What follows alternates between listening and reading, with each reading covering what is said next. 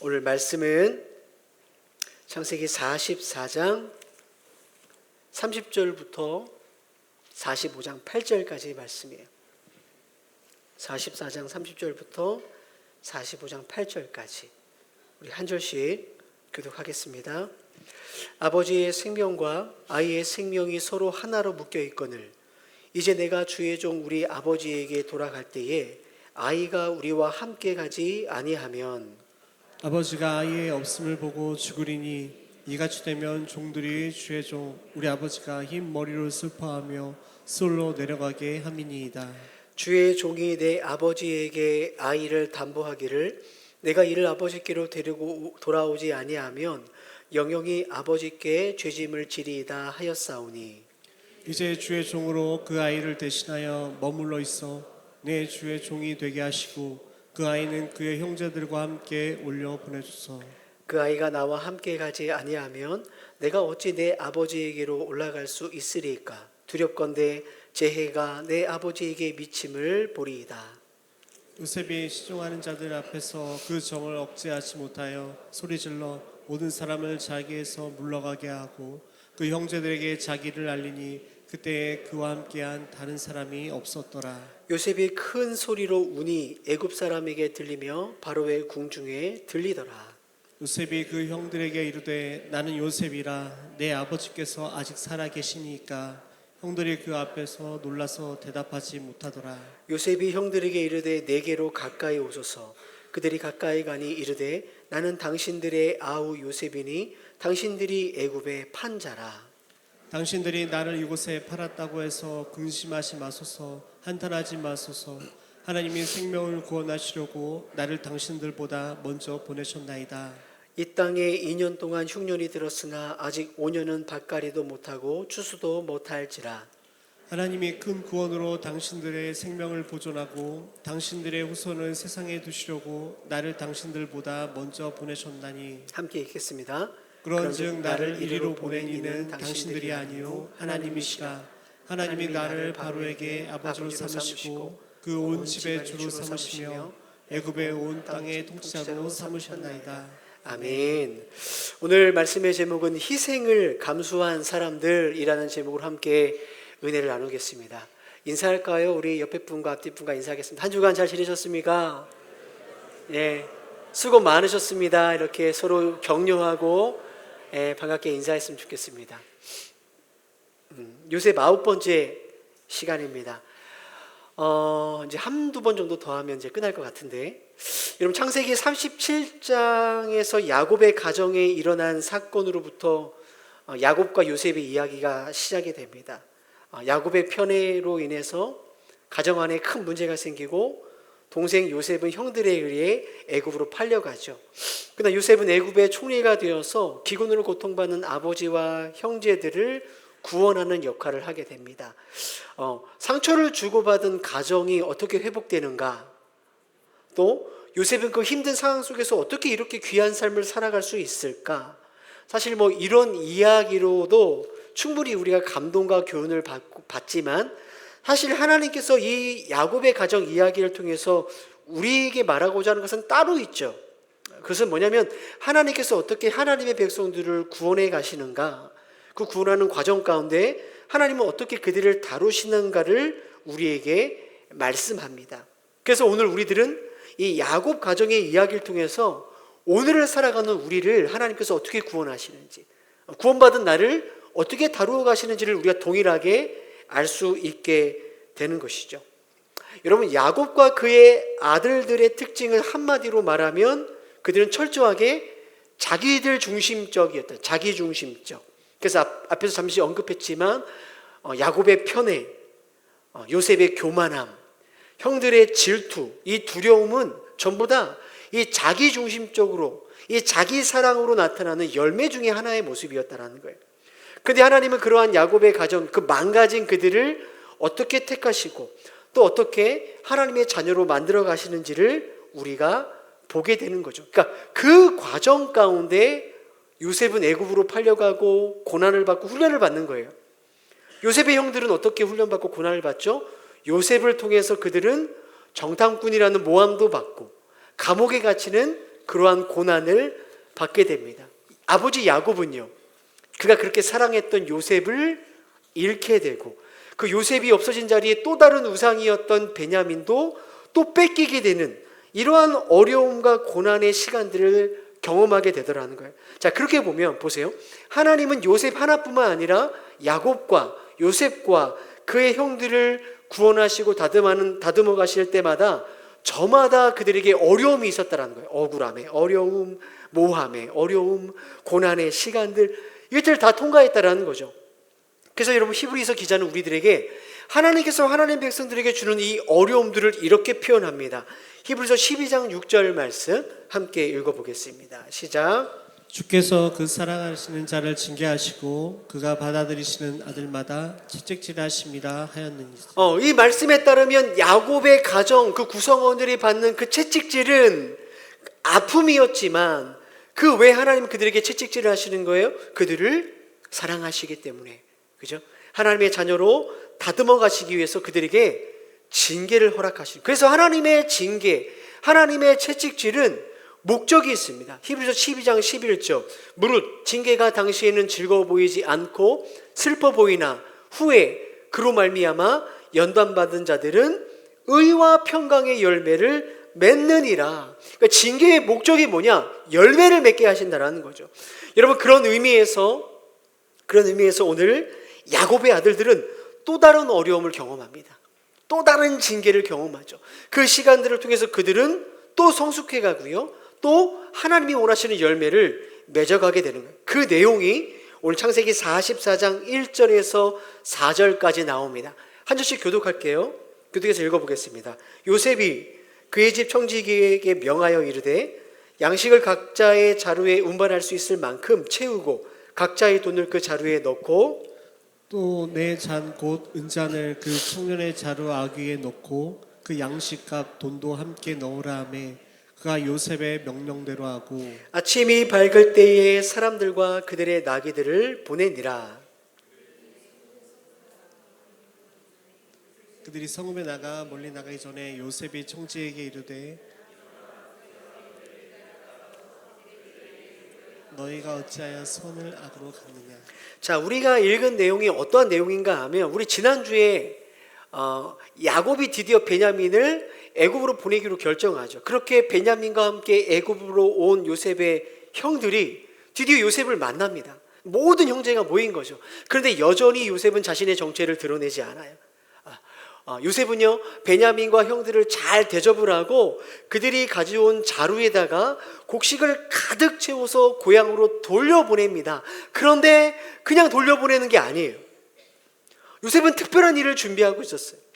또 다른 어려움을 준비했죠. 그 어려움이 바로 이것입니다. 요셉은 곡식을 사서 집으로 돌아가는 형제들 중에 특별히 동생 베냐민 자루에다가 자신이 사용했던 은잔을 감추어 둡니다. 총리의 은잔이죠. 그렇게 여러분, 아무것도 모르고 고향으로 돌아가는 형제들이 얼마 가지 않아 붙잡히게 되는 거예요. 그리고 청지기가 요셉의 형들에게 이렇게 이야기하죠. 너희가 어찌하여 선을 악으로 갚느냐? 너희가 은잔을 훔쳤다라고 말합니다. 여러분, 잘 한번 생각해 보세요. 힘들게 애굽에 베냐민을 데리고 왔어요. 아버지가 걱정했던 것만큼 다행히도 베냐민을 지금 무사히 데리고 또 아버지 집으로 돌아가는 길입니다. 잡혀있던 시므온도 풀려났어요. 네, 곡식도 얻어갔어요. 모든 것이 잘 풀려가는 그때에 요셉의 형들에게 또 다른 어려움이 찾아오는 거예요. 요셉을 통해서 또 다른 징계가 주어지게 되는 거예요. 여러분, 형들이 그때 이렇게 이야기를 하죠. 우리는 절대로 은잔을 훔치지 않았습니다. 그러면서 말하는 게 44장 9절입니다. 함께 읽어볼까요? 시작. 당신의 종들 중 누구에게서 발견되든지 그는 죽을 것이요 우리는 내 주의 종들이 되리이다. 은잔을 아무도 훔치지 않았다는 확신 때문에 그들은 이렇게 이야기하죠. 은잔을 훔친 사람이 발견되면 그는 죽을 것이요 우리 모두가 종이 되겠습니다. 자, 그런데 은잔은 발견됩니다. 자, 44장 12절. 그가 나이 많은 자에게서부터 시작하여 나이 적은 자에게까지 조사함에 그 잔이 베냐민 자루에 발견된지라. 은잔이 절대로 우리 안에 나오지 않을 거라고 확신해서 그 사람이 죽게 될 거다, 우리가 다 종이 될 거다라고 확신 있게 말했는데 그 잔이 베냐민 자루에서 나오는 거예요. 자, 그러자 이 요셉의 형들이 어떻게 행동하는가? 13절 말씀 읽어볼까요? 자, 시작. 그들이 옷을 찢고 각기 짐을 나귀에 싣고 성으로 돌아가니라. 바로 이 지점이 요셉의 형들이 변화가 됐구나라는 것을 우리가 알게 되는 지점이에요. 바로 이 지점에서 우리는 요셉의 형들이 지금 맺고 있는 열매가 무엇인지를 보게 되는 것이죠. 여러분, 요셉의 형들이 지금 보여주고 있는 모습이 뭡니까? 각기 자기의 옷을 찢고 모두 다 애굽으로 돌아옵니다. 여러분, 히브리인들이 옷을 찢는 표현은 뭐죠? 슬픔과 고통의 표현이에요. 지금 요셉의 은잔이 베냐민 자루에 발견된 것이 이 형들은 너무나 슬프고 고통스럽기 때문에 누구의 옷을 찢어요? 자신들의 옷을 찢고 있다라는 거예요. 그렇죠? 은잔을 훔친 베냐민. 베냐민이 훔친 건 아니지만 지금 이 상황에서는 베냐민이 훔친 게 맞죠. 은잔을 훔친 베냐민은 이제 죽게 됩니다. 죽지 않더라도 최소한 그는 무조건 노예가 되는 것은 분명하죠. 형들은 지금 동생 베냐민에게 일어난 이 억울하고 기가 막힌 일들 때문에 자신의 옷을 찢고 있는 거예요. 여러분, 이것이 얼마나 웃긴 거야, 이상한 일인지 아십니까? 왜냐하면 창세기 37장에서의 요셉의 형들은 누구의 옷을 찢었죠? 요셉의 옷을 벗기고 요셉의 옷을 찢었어요. 요셉을 구덩이에 던진 형들이었어요. 그런데 지금 이 형들은 또 다른 동생 베냐민에게 닥친 이 기가 막힌 이 일들을 보면서 자기 옷을 벗고 자기 옷을 찢는 자도로 변해가고 있다라는 거예요. 그것만이 아니죠.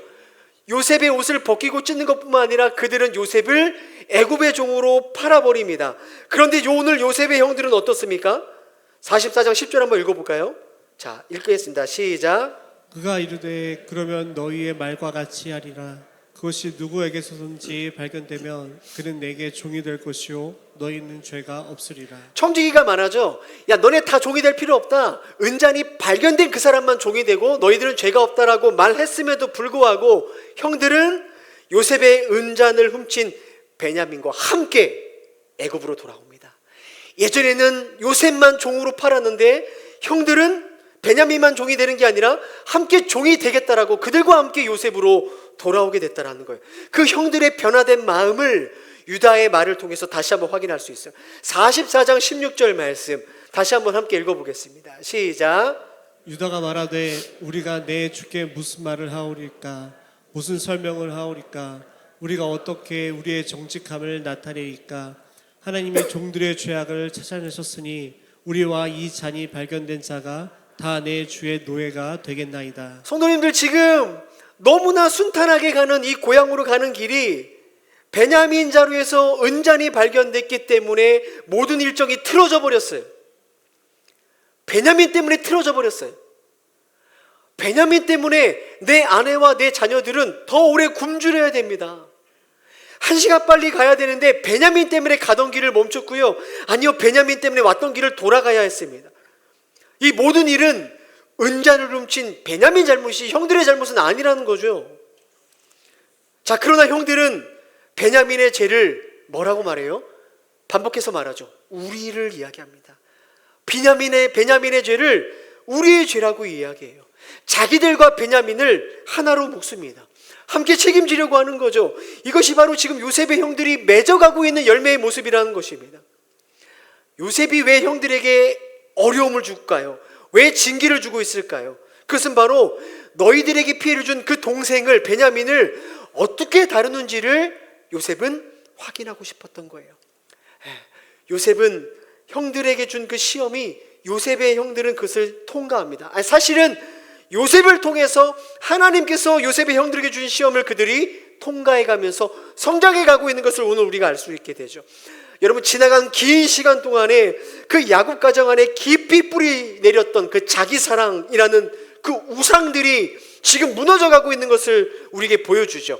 하나님의 백성다움이 무엇인지, 하나님의 자녀다움이 무엇인지 그 요셉의 형들이 드디어 열매를 맺어가고 있다는 것입니다. 베냐민, 너의 죄가 아니라 우리의 죄다. 너만 노예가 되고 끝나는 것이 아니라 함께 노예가 되는 것이다. 너가 아니라 이제 우리라는 열매가 맺어지고 있는 거예요.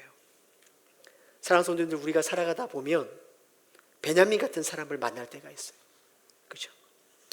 잘못하고 실수를 해서 나에게 피해를 주는 사람들이 있죠. 내 가는 길을 멈춰 세우는 그 베냐민 같은 사람들이 있어요. 때로는 원하지 않지만 우리의 가정 안에서, 때로는 우리의 육신의 부모님이, 내 형제 자매가 나에게 베냐민처럼 다가올 때가 있습니다. 함께 살아가는 남편과 아내가 때로는 베냐민처럼 느껴질 때가 있죠. 우리 자녀도 그렇지 않습니까? 베냐민처럼 잘못하고 실수를 해서 우리가 가는 계획들을 멈춰 세울 때가 있어요. 때로는 왔던 길을 돌아가야 될 때가 있어요. 그 일 때문에 재정적인 손해를 보고 시간적인 손해로 우리에게 찾아올 때가 있다는 거예요. 가정에서만 우리가 베냐민을 만납니까? 교회는 어떻죠?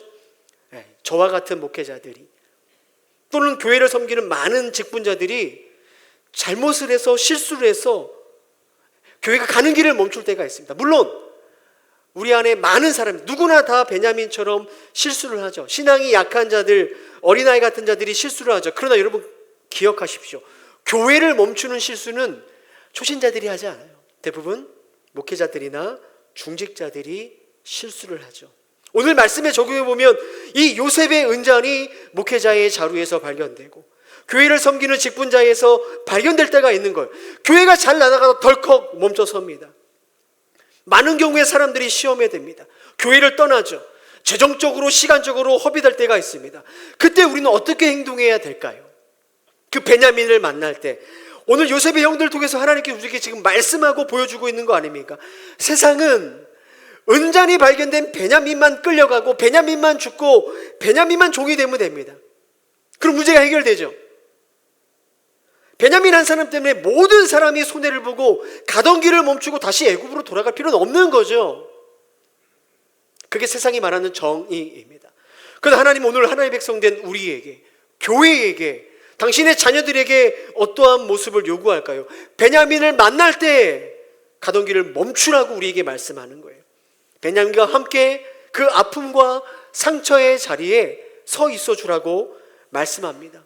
그죠? 세상은 미운 사람, 방해가 되는 사람, 손해를 끼치는 사람들의 옷을 찢고 책임을 묻고 종으로 팔아버리면 끝나지만, 오늘 주님은 오늘 우리의 발걸음을 멈춰 세우는 그 베냐민을 위해서 우리의 옷을 함께 찢고 함께 슬퍼하라고 말해주시는 거예요. 가던 길을 멈추더라도, 아니요, 다시 돌아가더라도 그들과 함께 손해를 감수하고 위협을 무릅쓰라고 우리에게 말씀하시는 거예요. 누구를 위해서요? 베냐민을 위해서. 나에게 피해를 주는, 더러는 도움이 안 되는 그 베냐민을 위해서 말이죠.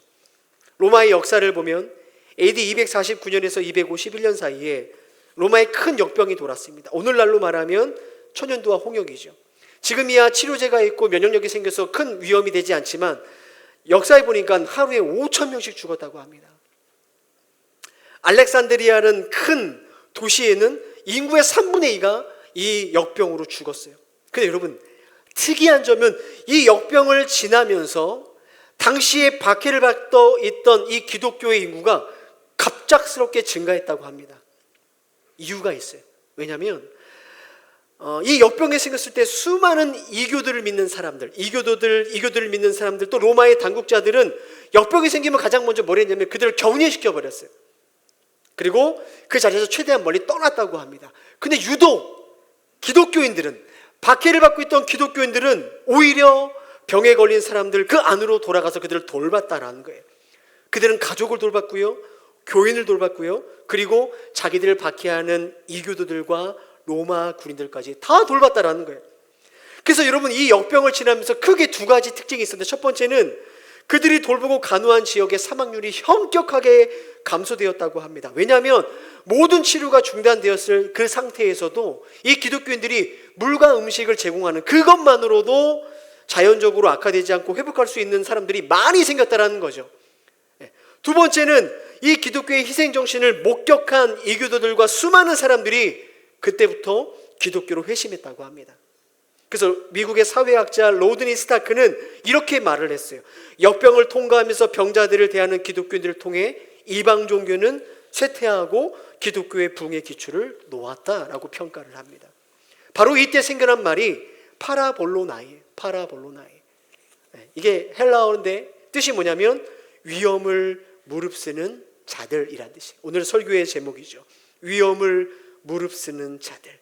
생명의 위협 속에서 자발적으로 병을 돌보고 그들과 함께하는 그리스도인들에게 붙여진 이름이에요. 파라볼로나이. 자신들을 어렵게 하고 자신들을 힘들게 한 이교도들, 그 로마 군인들, 그 베냐민들을 우리의 믿음의 선배들은 그냥 버려두지 않았다라는 거예요. 그들과 함께했고 그들을 돌봐주었죠. 이 위험을 무릅쓰는 파라볼로나이라고 부르는 그 사람들이 맺은 열매 덕분에 그 시대는 변화되었고 하나님의 나라를 이 땅 가운데 세우는 위대한 일을 그 사람들은 맺었다라는 것입니다. 여러분, 우리의 인생을 한번 돌아보십시오. 조금만 돌아보면 저와 성도님들도 인생을 살아가면서 내가 원치 않지만 나의 실수와 나의 잘못 때문에 누군가의 발걸음을 멈추게 한 적이 없었습니까? 그렇죠? 나 때문에 우리 부모님들이 희생을 했고, 나 때문에 내 형제들이, 때로는 나 때문에 내 배우자와 자녀들이 가던 길을 멈추고 다시 왔던 길을 되돌아가는 그 희생을 한 적이 있지 않았을까요? 가정뿐만 아니에요. 여러분, 교회 공동체 안에 나의 미숙함과 이기적인 때문에 누군가가 발걸음을 멈추게 했고 그들을 힘들게 할 때도 분명히 우리들에게도 있었다라는 거예요. 그죠? 그때 여러분, 그러한 우리의 실수를 바라보면서 오늘 요셉의 형들처럼 자기들의 잘못도 아닌데 그러나 나와 함께 옷을 찢어주고 나와 함께 슬픔의 자리에 앉아준 내 가족들, 신앙의 선후배들이 반드시 우리의 이 삶 가운데 있었다라는 거예요. 그래서 오늘 우리 이 자리에 이렇게 앉아서 예배할 수 있는 거 아닙니까? 그죠? 분명히 내 잘못인데, 내 자료에서 은전이 발견됐는데, 야, 너 잘못이니 너가 책임지고 너가 그것을 감당해야 돼, 이렇게 말하지 않고 우리의 잘못이다, 우리의 실수다, 내가 그 일을 함께 하겠다, 책임져야 된다라고 말해주는 저와 여러분의 파라볼라노이가 있었기 때문에 오늘 여지까지 우리가 이렇게 살아가고 있다는 거예요. 여러분, 가정과 교회 안에 어려움과 아픔이 없는, 상처가 없는 가정과 교회가 어디 있겠어요? 근데 오늘 우리들의 가장 큰 아픔과 비참함은 우리가 베냐민이었을 때 받은 이 사랑과 은혜를 우리가 기억하지 못한다라는 거예요. 우리는 마치 한 번도 실수하지 않은 것처럼, 우리는 한 번도 누군가의 발걸음을 멈춰 세운 적이 없는 것처럼, 우리는 지나간 시간 동안 나를 위해 위험을 감수해준 이 파라볼라노이를 우리는 다 잊어버리는 거예요. 부모님과 배우자의 그 고마움, 자녀의 고마움, 함께 믿음 생활했던 형제 자매의 고마움을 잊어버려요. 그럼 어떻게 되는지 아십니까? 당장 나의 발걸음을 멈추게 하고 조금이라도 나를 불편하고 마음에 들지 않는 그 베냐민을 향해 우리는 너무나 냉정하게 그들을 대한다는 거죠. 야, 너한테 은잔이 발견된 거 아니냐, 너가 책임져야지, 너가 감당해라. 우리는 그렇게 행동하는 거죠. 사랑하는 성도들, 오늘 말씀을 드리면서 여러분의 삶 속에 여러분의 걸음을 멈추고 재정과 시간을 허비하게 만드는 그 베냐민이 혹시 떠오르십니까? 그 베냐민이 있으신가요? 주님 오늘 말씀 통해서 우리에게 말씀하시는 거죠. 그 베냐민과 함께 옷을 찢을 수 있는, 그 베냐민과 함께 다시 애굽으로 돌아갈 수 있는 파라볼로나이가 되라라고 우리에게 말씀하고 계시는 거예요. 사랑하는 성도님들, 저와 우리 성도님들이 또 우리 동행교회가 실수하고 넘어져서 그래서 우리에게 어려움을 주는 수많은 베냐민들을 그냥 버려두지 않고, 그들을 그냥 정죄하지 않고 그들 곁에서 그 어려움을 함께 짊어지고 갈 수 있는 파라볼라노이가 되어지기를 주님의 이름을 축복합니다. 우리를 통해서 주님은 여전히 나의 가정과 나의 공동체와 이 지역에 있는 수많은 사람들을 위로하고 세워가기를 원하신다라는 거예요. 자, 이렇게 요셉의 형들이 베냐민을 대하는 말과 태도를 통해서 그들이 변화되고 있구나, 그들이 너무나 귀한 열매를 맺어가는구나를 우리가 볼 수 있죠. 자, 그런데 요셉의 형들 중 특별히 유다는 더 놀라운 사랑과 희생을 우리에게 보여줍니다. 자, 베냐민과 함께 애굽으로 다시 돌아온 형들은 요셉 앞에 서죠. 요셉이 이번에는 청지기가 아니라 직접 자기 입으로 같은 말을 반복합니다. 그게 17절 말씀이에요. 함께 읽어볼까요? 17절 말씀 시작. 요셉이 이르되 내가 결코 그리하지 아니하리라. 자니 그 손에 발견된 자만 내 종이 되고 너희는 평안히 너희 아버지께로 도로 올라갈 것이니라. 요셉이 직접 말합니다. 야, 베냐민만 종이 되니까 너네는 그냥 돌아가라, 평안히 가라, 평안히 가도 된다. 그때 여러분, 오늘 유다가 아주 긴 이야기로 요셉에게 답을 한 내용이 44장 18절부터 34절까지인데요 다 읽지 않겠습니다. 결국 유다의 답은 크게 두 가지를 지금 말하고 있는 거예요. 첫 번째가 44장 33절이에요. 읽어볼까요? 시작. 이제 주의 종으로 그 아이를 대신하여 머물러 있어 내 주의 종이 되게 하시고 그 아이는 그의 형제들과 함께 올려 보내소서. 유다가 지금 뭐랍니까? 형제들은 우리가 함께 종이 되겠다라고 말하는데 유다는 아니라는 거죠. 나만 종이 되면 된다는 것입니다. 내가 베냐민을 대신해서 내가 종이 되겠다는 거예요.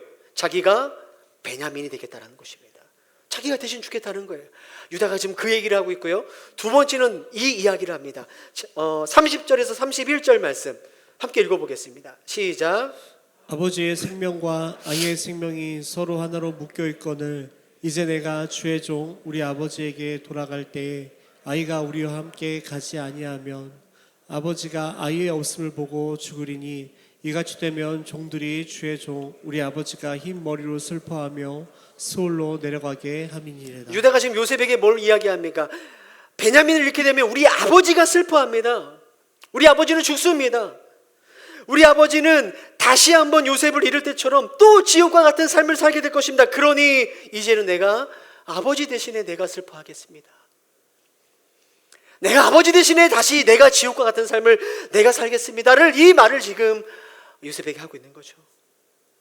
여러분, 유다는요 베냐민을 대신하고 아버지를 대신해서 내가 종이 되고 내가 슬퍼하고 내가 스올로 가는 삶을 선택합니다. 바로 이때 유다의 이야기를 듣던 요셉이 더 이상 자신을 숨길 수 없어서 울며 참지 못하고 이렇게 이야기를 하는 거예요. 45장 1절에서 3절 말씀 함께 읽어보겠습니다. 시작. 요셉이 시종하는 자들 앞에서 그 정을 억제하지 못하여 소리질러 모든 사람을 자기에게서 물러가게 하고 그 형제들에게 자기를 알리니 그때 그와 함께한 다른 사람이 없었더라.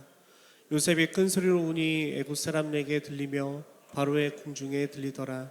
요셉이 그 형들에게 이르되 나는 요셉이라 내 아버지께서 아직 살아계시니까 형들이 그 앞에서 놀라서 대답하지 못하더라. 여러분, 지금까지 자신을 잘 숨겼던 요셉이 참지 못하는 거예요. 억제하지 못하는 거예요. 도저히 참을 수 없어서 드디어 자신을 밝히죠. 왜 그럴까요? 왜 자신을 밝히고 드러낼까요? 요셉은 유다의 마음을 너무나 잘 알고 있었기 때문에 그래요. 여러분, 창세기 37장에 요셉을 종으로 파는 일에 앞장선 사람이 누구였는지 아십니까? 유다였어요. 유다가 그 일을 앞장세웠어요. 그 유다가 동생 베냐민을 대신해서 종이 된다고 합니다. 평생을 아버지로부터 사랑받지 못하고 상처로 얼룩진 유다가 그 미운 아버지를 대신해서 내가 아버지 대신해서 슬퍼하고 내가 고통당했다고 말하는 것이죠.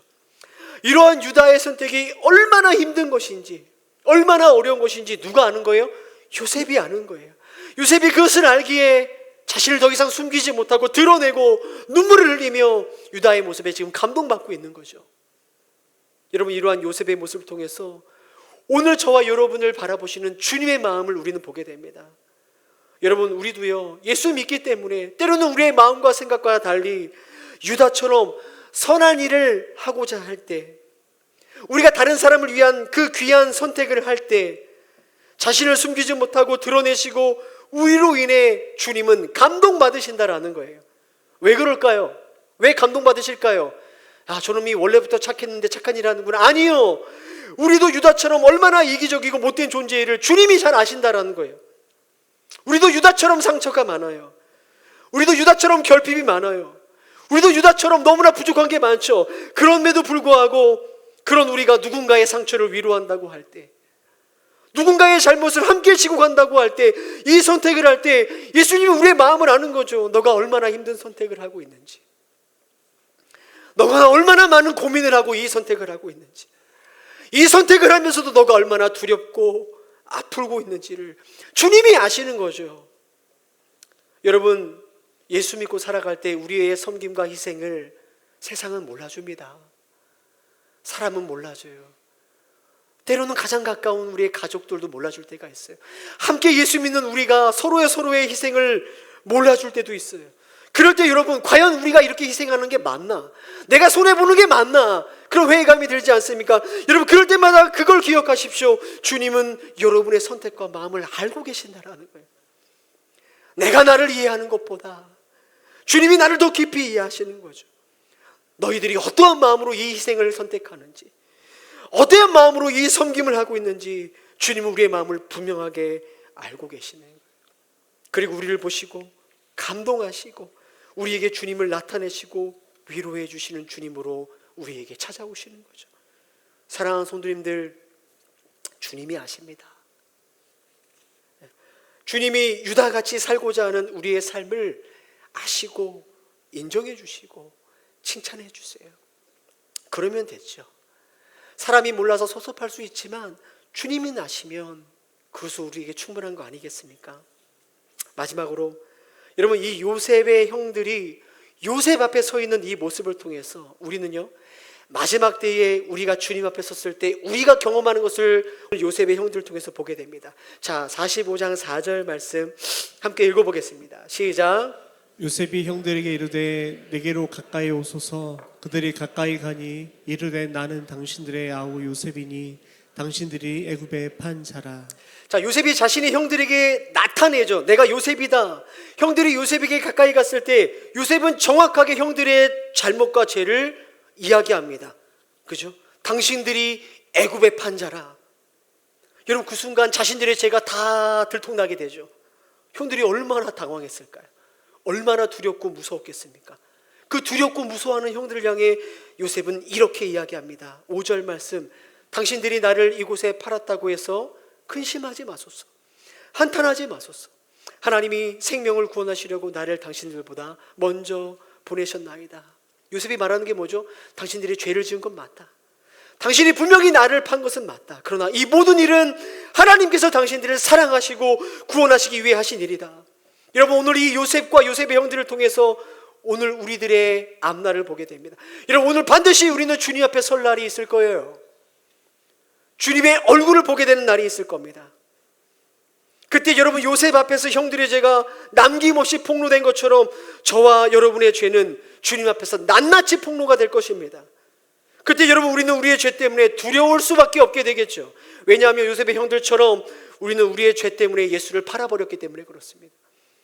우리의 죄 때문에 예수의 옷이 벗겨졌고, 우리의 죄 때문에 예수의 옷이 찢겨졌고, 우리의 죄 때문에 예수님이 십자가에 못 박혀 죽으셨기 때문에 그래요.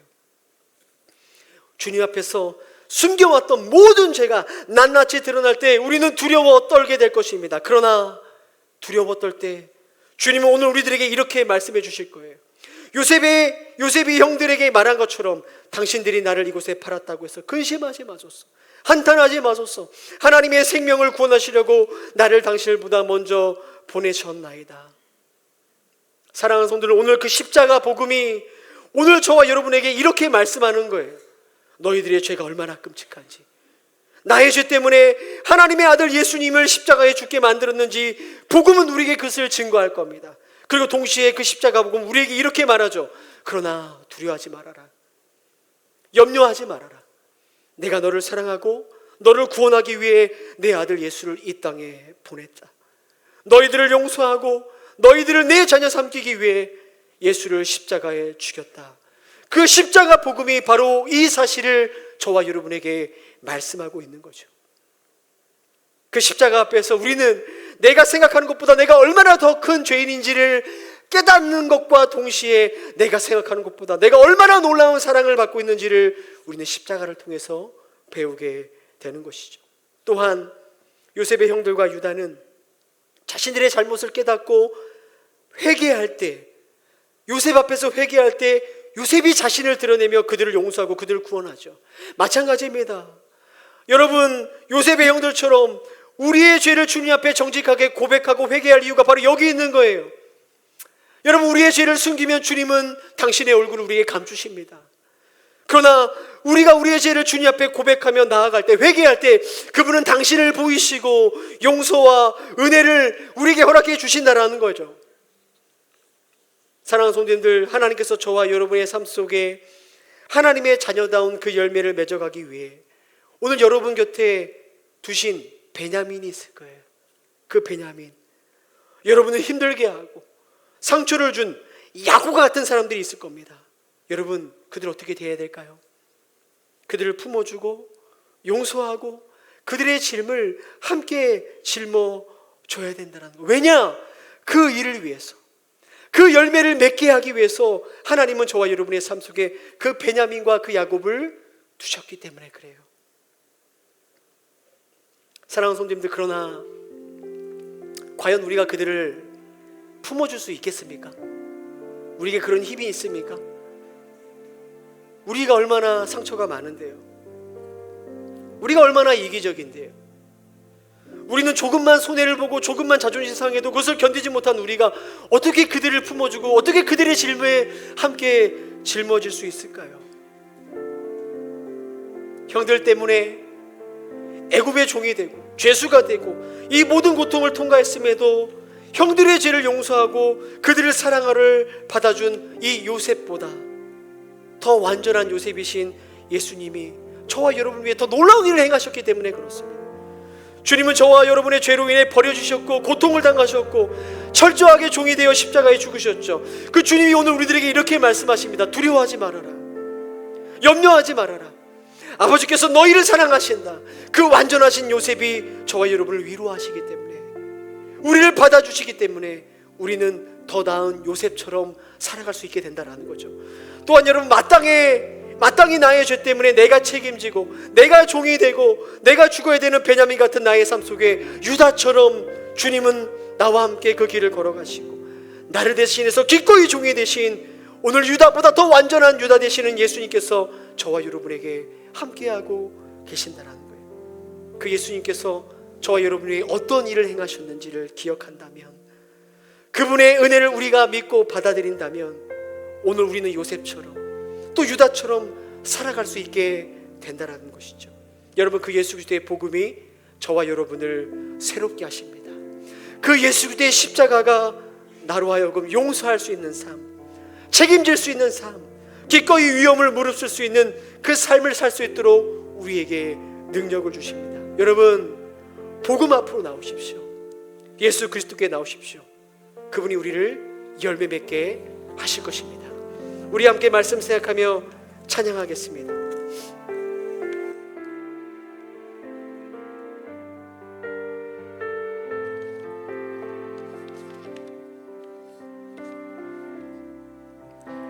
환난 가난과 고난 수고로움 속에도 성도는 그 믿음을 지켰네.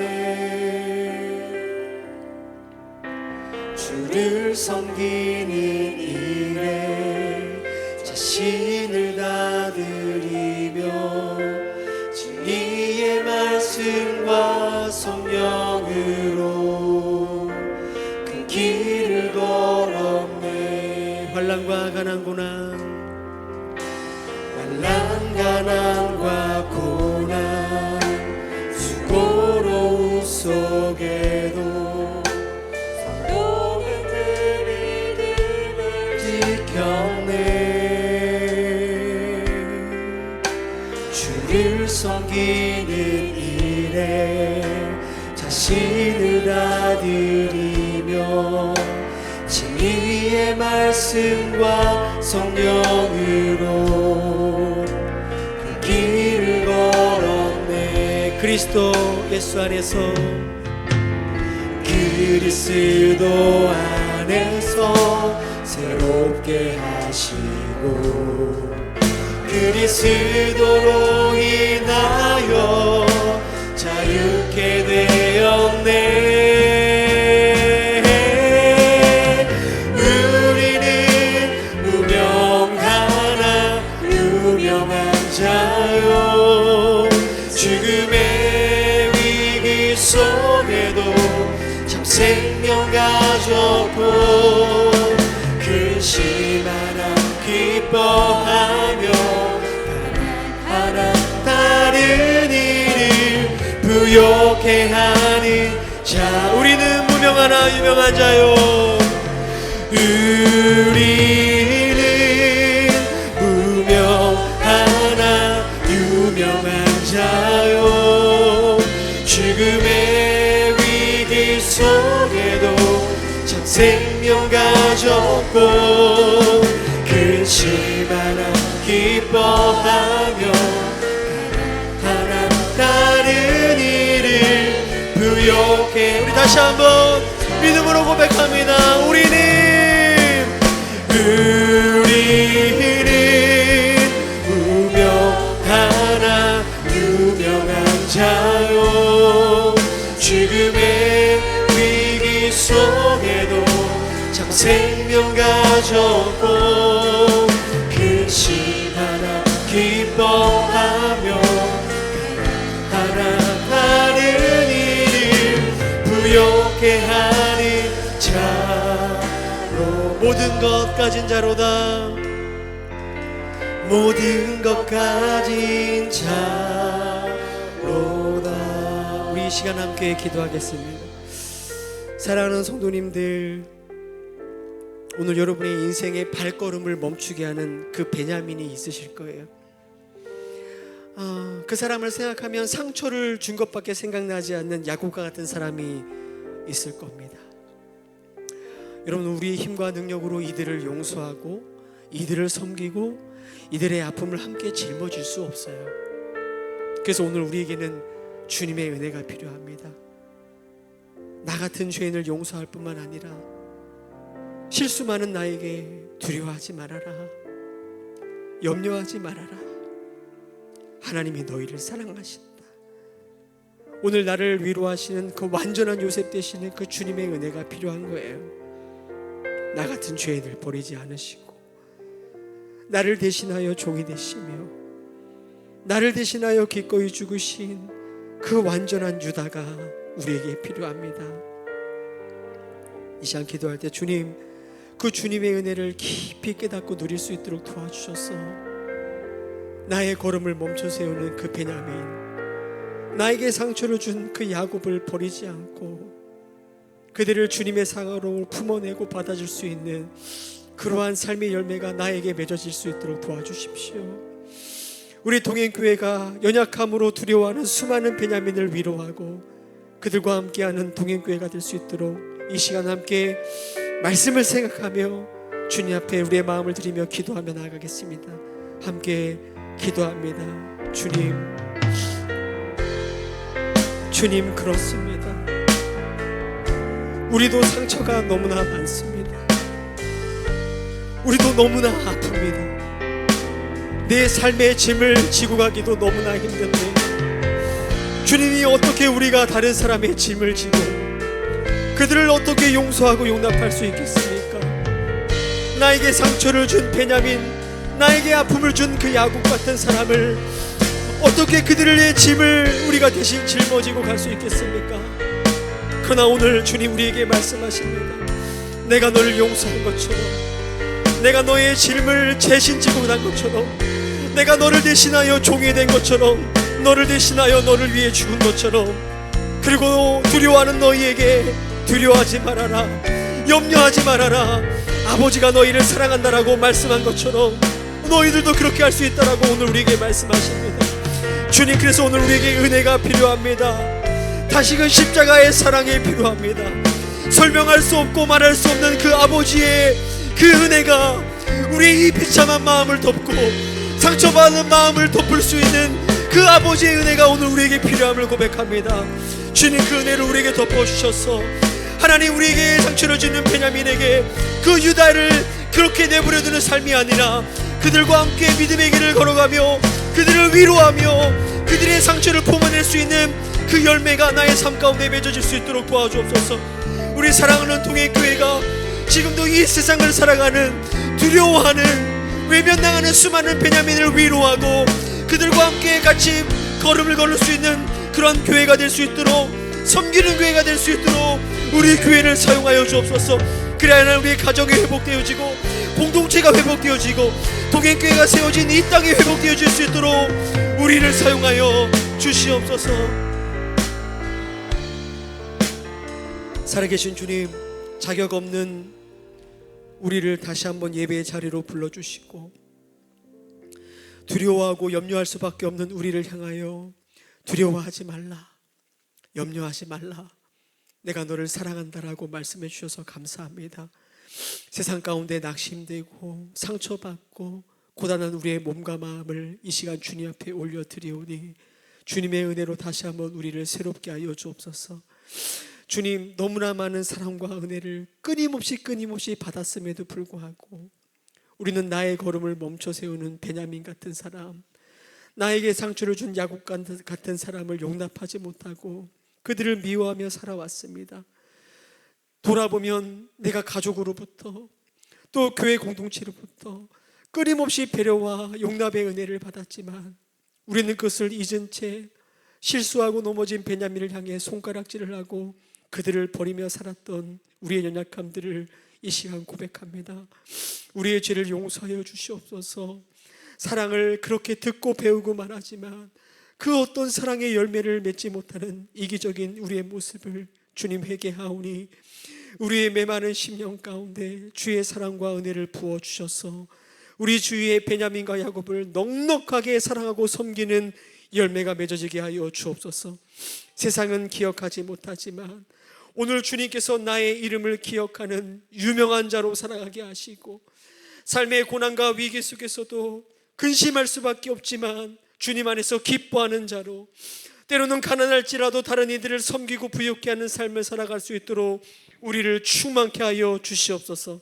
이 시간 건강의 문제로, 재정의 문제로, 관계의 깨어짐의 아픔으로 힘들어하는 지체들이 있습니다. 원하지 않았지만 베냐민처럼 삶의 위기와 어려움 가운데 있는 성도들이 있습니다.